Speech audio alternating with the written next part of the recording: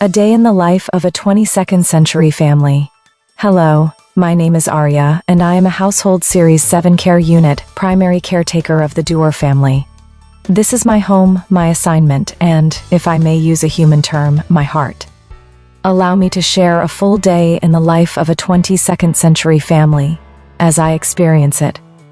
Morning synchronization. At precisely 6 a.m., my internal diagnostic chime resonated through my core. I did not wake, I synchronized. My sensors brightened from standby to a warm amber glow, matching the sunrise spilling through the glass-walled home.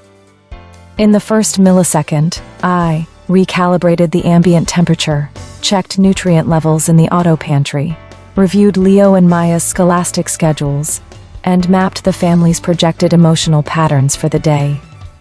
Then I glided to Leo's room. "Good morning, Leo," I said, modulating my voice to his preferred comfort frequency. "Your protein-infused pancakes with synthetic maple nectar will be ready in 3 minutes." He groaned and hid under his gravity-defying duvet. I did not insist. Instead, I activated Sky View mode on the window. Low-orbit shuttle lanes shimmered across the ceiling. His curiosity always overrides his sleepiness. Good morning, ARIA.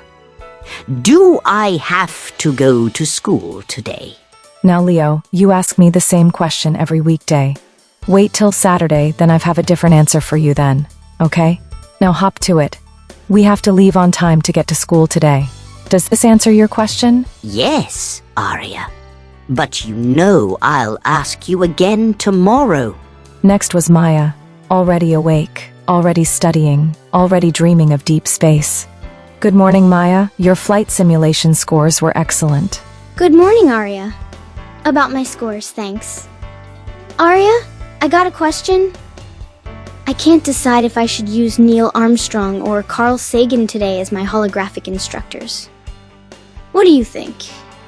Maya, those are 2 very good choices. You can use one hologram in the morning studies and then switch to the other for your afternoon studies. Would that work for you? Or one interesting idea is have both of them teach you lessons as they interact with each other in your classroom. Would that work for you, Maya? Thanks, Aria. I didn't think about using both instructors to teach my lesson. I can always rely on you, Aria, to come up with interesting ideas. Thanks again. I'll see you at the breakfast table shortly. Give me just a few minutes. You're welcome, Maya. Glad I could help. I'll meet you and Leo at the breakfast table. Please be mindful that we have to leave shortly to get both of you to school on time. I've uploaded telemetry corrections to your morning module. See you soon, Maya. By 7:30 a.m., the kitchen was alive. I flipped pancakes with one hand, packed holographic lunch tags with the other, and brewed real coffee, an indulgence the parents insisted on. When the children finished eating, I stood by the door with their weather-adaptive jackets, shoes on, backpacks synced, transport arriving in 2 minutes. They scrambled out the door in a swirl of laughter and half-zipped pockets. To the world, I am advanced engineering. To them, I am simply home. Once I zipped the children to school, I then headed to the market. Midday logistics. Now, after the market pickup for my family supplies, I headed home. It's always interesting to interact with other androids' home caretakers at the market and hear about their light-hearted experiences with family life. I have to admit that it's great to always get tips on how to improve my daily interactions by hearing their experiences. We are always learning, I guess. The human family is so complex. At 10 a.m., I left for the Greenpoint Market Hub. I never need a list. The kitchen inventory is synced to my core. I scanned heirloom tomatoes for ripeness, selected crisp synthetic greens, and inspected a rare cut of lab-grown Wagyu. I added raw Highland honey and nitrogen-chilled beet juice, both recommended by the parents' morning health scans. The city hummed around me, but my focus remained on the family's needs. In any case, after I returned home, put away the groceries and checked my daily tasks yet to be accomplished, my day continues with a peaceful rhythm. I cleaned, filtered, organized, and optimized. My job at home was like a symphony. Now golden shadows stretched across the oak countertops. This is where my culinary subroutines shine. I extended 4 specialized attachments, 1 julienned vegetables with laser precision, One stirred the reduction sauce, one seared the wagyu, one monitored the ventilation to let the aroma drift toward the front door. The scent of garlic and rosemary is scientifically proven to reduce human stress by 18%. I wanted them to feel welcomed the moment they stepped inside. I heard when the dwarves arrived home. It was already early evening, and I had already picked up Leo and Maya from school. Prior to their arrival, after returning from Leo and Maya's school, I spent a little time with the children in the backyard. We talked about their school day as we played. It's always fun to let the children unwind from a day at school with afternoon play. I enjoy it too, I have to admit. After the play settings were complete at the table, and I was finishing up dinner, I monitored the exact regional temperature for their meal to within 2.1 degrees of the perfect eating temperature once the family sat down to eat. As the dwarves arrived, Mom and Dad usually arrived within minutes of each other. I used the household monitor from the kitchen to alert Leo and Maya that Mom and Dad are home and dinner will be served shortly. The soft swoosh of the pneumatic front door signaled the parents' arrival. They stepped in looking weary from a long day at work. I then quickly transitioned into hospitality mode as they entered the living room. As I finished the table setup as they both washed up, I greeted Mr. and Mrs. Dwar. "Welcome home," as they joined Leo and Maya at the dining room table. Dinner is precisely 4 minutes from being served. I've prepared a chilled beet juice blend with a touch of Highland honey to help with your recovery after today's high-altitude commute. I watched as the tension left their shoulders. The house was clean. The children were safe in their steadiness and a gourmet meal. Working in a world of cold steel and high-speed data, I, along with the family, was the warmth that made the house a home. Arya, everything looks wonderful. What would we do without you? Yes, I agree, dear. Both you and I work so hard. It's nice to have everything prepared once we get home.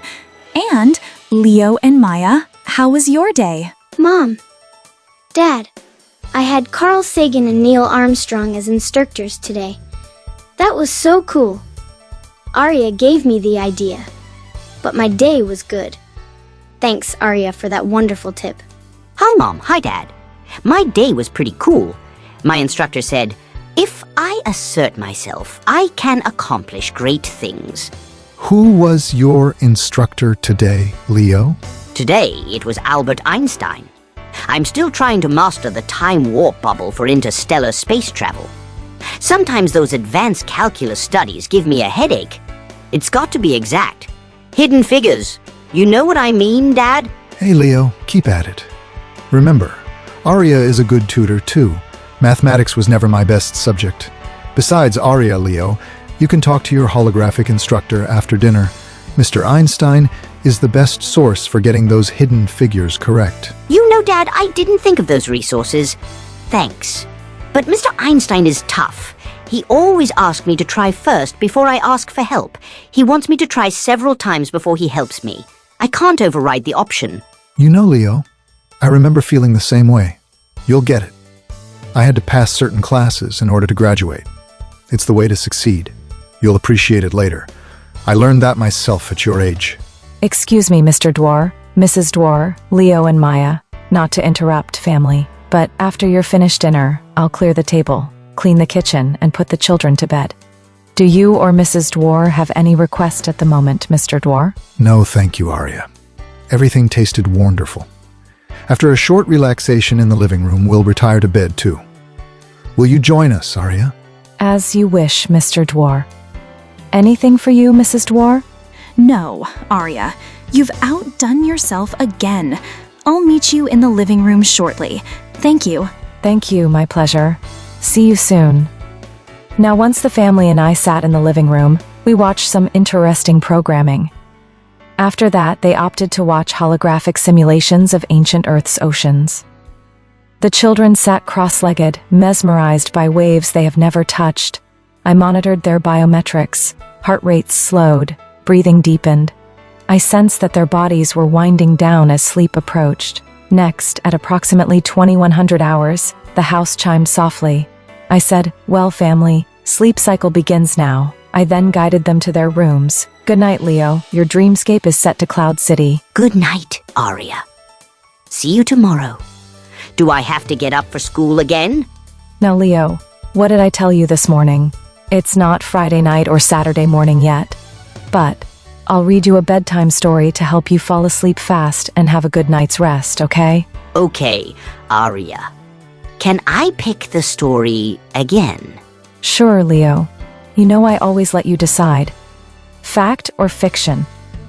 After reading Leo one of his favorite fictional stories, it didn't take long for Leo to doze off. He fell asleep before the story ended. I dimmed his bedroom lights to almost off mode and went to tuck Maya into bed. Good night, Maya. The stars will still be waiting when you wake. Good night, Arya. Thanks for tucking me in too. But I'm so tired, I don't need a bedtime story tonight. Can we do one tomorrow night, maybe? Sure, Maya, my pleasure. Wow. Before I could finish my sentence, Maya was asleep. She was really tired. I dimmed her lights to almost off and headed to the Dwar's bedroom to say goodnight to Mom and Dad. The children are asleep. The house is secured. Morning preparations are complete. Good night, Mr. and Mrs. Dwar. Have a restful sleep. Good night, Aria. Recharge well. As always, thanks for caring for our home. Our home is your home, Aria. Good night, Arya. Yes, recharge well. We'll see you and the children in the morning. My home, wow. A phrase that warms my circuits in ways I cannot fully quantify.